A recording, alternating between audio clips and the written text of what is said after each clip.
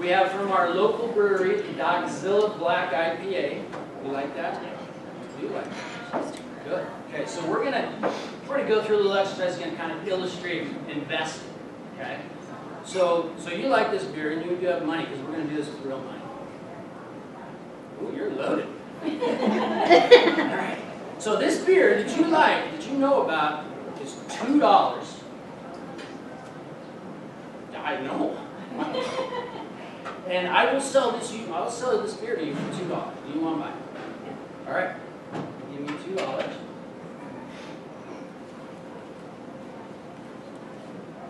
Perfect. Actually, I'm sorry. You know what? I messed up my whole little demonstration. This beer is actually $3. Would you still buy it? $3. Okay. So give me $3. There we go. All right. So this beer is yours. Now here's another beer. It's the same exact beer. Now, but the price of the beer went up. Actually went down. Sorry. Just moving all over the place. Now, this is actually $2, so it's less than what you originally paid for it. Do you want to buy another? Okay. So that's $5, and I'll give you a $5 if you want to give this back. Okay. Now, I got 2 more beers. I'm getting thirsty. Now, the price of this beer suddenly went up to where now it is $7.50 a piece. Now you got a choice you can make. You can buy both of these beers for me for a total of $15, or I'll buy those back from you for $15. What do you want to do?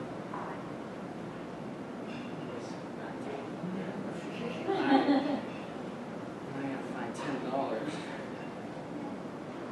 Okay. And there's. Thanks. So now I'm down a 6-pack and $10. I'm gonna have to rethink my business plan here. Here's a beer for playing along. We're gonna move on with this demonstration. We're done. Where'd my 6-pack go? Now it's not yours. Buy it for $20.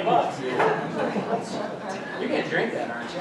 No, I'm going to save this till I'm 66 so I don't have to pay any federal taxes. That's the right answer, but actually the right answer is, saying 66 is not right. You save it till you're 59 and a half and you'll avoid the 10% penalty I was going to impose. But this is all pre-tax beer, and so there's no way to avoid that, so I'm going to have to just tax a little bit. I got some of my money back here. Now that, you got $10. You want to buy a book? Sell your book for $10. Library.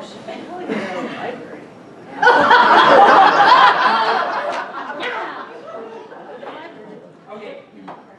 What was the point of this exercise right here? Anybody? What happened? Same beer, price changed all the time. Why low so high? I mean, if you think of this as any kind of investment, she understood what it was when she bought it in the first place. She was familiar with it. It's a beer. I like this beer. It's $3. That's fair. I'll buy it. The price went down. What did she do? Instead of selling it back to me, she bought more. And when the price went really up high, she did the right thing and she sold it back to some other sucker. Now, any kind of investment goes through cycles like that. And where people kill themselves is, I think, when they don't understand what it is, the thing they bought in the first place, and then they see the price could go down, and rather than load up and buy more, they rush out and they decide to sell it for less than what they bought it for.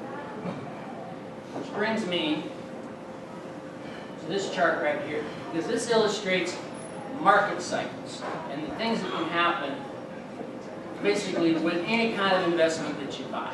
Right? So here's maybe a typical stock market cycle, but it's done in the context of a night of party. Right? So you start out you're right here. This is going to be a great night, right? And excitement, I love beer, there's a thrill, there's euphoria. That's where you start doing shots. Right? And then all of a sudden, a little anxiety. What if I'm really not in this? I didn't do what you're saying I did, and then finally get down here to panic. Wait a minute, where's my pants? And finally the hangover, the capitulation. This is the worst hangover I've ever had in my life. Depression. I'm never drinking again. How many times have you said that? I said it before. But then, you know what? Then there's hope. You know, maybe if I drink just one, I'll feel better. And pretty soon, boy, you know, that's pretty good, and then back to it's going to be a great time. This is a cycle of investments, and the problem is that with a lot of people, because we have kind of a herd mentality, we start buying here at the point of maximum risk, and a lot of people feel like selling instead of buying when it gets down low. So, you know, you keep this in mind. I think the main message there is always, always, always understand what it is that you're buying when you make any kind of investment. And there's another way to help yourself through cycles like that. And I'll show you. It's what I have here. I love visuals, especially when it's beer. A great way to help you through market cycles is with something like this. Everybody see this? You know what this is? This is the brewer's pack. Okay, this illustrates the concept of diversification, which maybe you've heard before. So rather than load up on one kind of beer, if you find a new brewery that you might want to try, what you do is you just go out and you buy the brewer's pack. There's 5 different kinds of beer in there. So if I don't like one of them, you know, I've decreased my risk. Chances are there's still going to be something in there that's really good. Now, even with this kind of diversification, there's still one problem. Anybody know what it is? It's all beer. Nancy had it. It's all beer.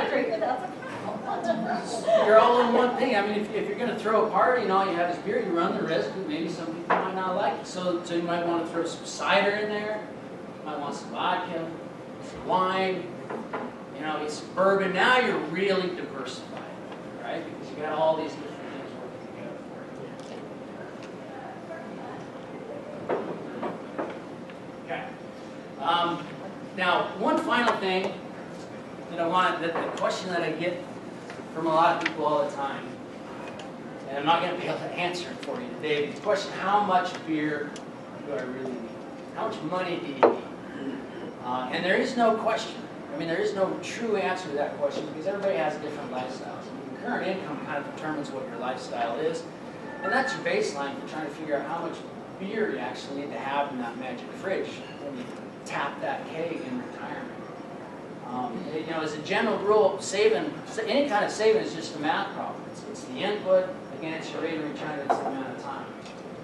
People, you know, who are younger, who start out, I think if they're able to do consistently 10% throughout their working career, probably along with an employer match, they'll probably turn out okay. If you wait until your 30s, you need to start to jack that up, 15, 20%. In your 40s, we need to get even higher. Let's, you know, to have a retirement that a lot of us think that we might want to have. So there is no magic answer to that question, but if you haven't started to figure it out yet, I really urge you to do that. You know, so that you got enough beer money when you finally retire. This book, you have a lot of these books on your table to put them there for reference. I do have some available today for sale. $10 a copy. I'd be happy to sign those for you. The book is also available on Amazon.com. I thank you very much for your time today, and I'm certainly happy to entertain questions if there is any time. I'll leave that to you. Any questions? Yes, Steve. Can I invest my beer in a Roth IRA instead? Well, you certainly can. You can avoid that tax, but it's too late now.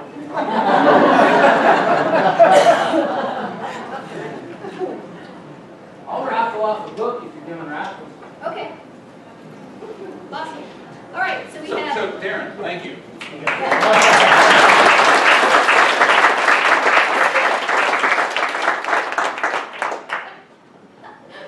Did you think I was going to forget that? You were so excited. One for the wine. Thank God I have Jim Super Bueller. All right, well, now we're going to do the raffle after we clap. Yeah, very good. Here's a nice bottle of wine from North County Electric, and the number is 363-1761. 363-1761.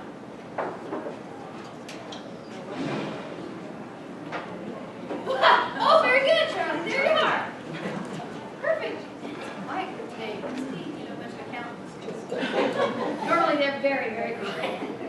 All right, and then from our table sponsor today, ooh, and a $12 gift certificate. A lovely growler from the Idaho Port Authority. I thought it was very brilliant of them to snap up the opportunity to do shameless promotion when they saw beer in them. That's all right. So here we go. 363-1687. 168.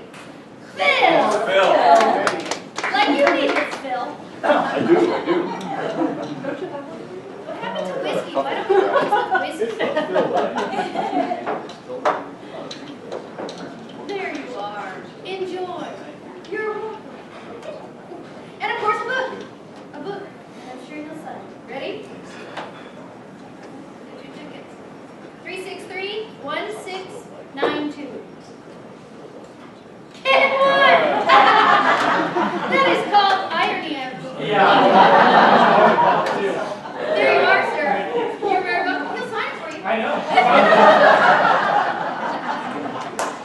All right. Thank you very much. Have a wonderful day. I finally figured this out. And we'll see you next month. Right here.